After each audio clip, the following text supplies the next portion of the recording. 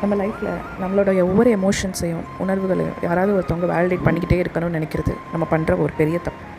For example, நம்மளுக்கு திடீர்னு ஒரு நாள் உடம்பு சரியில்லை, நம்மளுக்கு ரெஸ்ட் எடுக்கணும்னு தோணுது. ஆனால் நம்ம என்ன பண்ணுவோம், வீட்டில் போய் அதை ஒருத்தவங்கக்கிட்ட சொல்லுவோம், இன்றைக்கி உடம்பு சரியில்லை, நான் ரெஸ்ட் எடுத்துக்கவா. அவங்களுக்கு நிஜமாகவே நம்ம மேலே அஃபெக்ஷன் இருந்தால், என்னாச்சு, ரெஸ்ட் எடு, ஏன் நான் உனக்கு ஏதாவது ஹெல்ப் பண்ணுமான்னு கேட்பாங்க. மோஸ்ட் ஆஃப் த டைம் அப்படி நடக்காது. நம்ம இந்த வேலை செய்யாமல் இருக்கிறதுக்கு தான் இந்த மாதிரி காரணம்லாம் சொல்கிறான்னு நம்ம மனசுக்குள்ளே நினைப்பாங்க. ஓப்பனாக கூட சொல்லுவாங்க. சில நேரம் நம்ம ஹஸ்பண்ட் கிட்ட சொன்னால் கூட அவங்க இருக்கிற பிஸியில் அது பெரிய விஷயமாக கண்டுக்க மாட்டாங்க. அப்படியா, சரி அப்படின்னு சொல்லிட்டு போயிடுவாங்க. அந்த நேரத்தில் நம்மளுக்கு ஒரு எமோஷ்னலாக நம்மளோட எமோஷன்ஸை யாருமே வேலிடேட் பண்ண மாட்டாங்களேன்னு தான் கோவம் வரும்.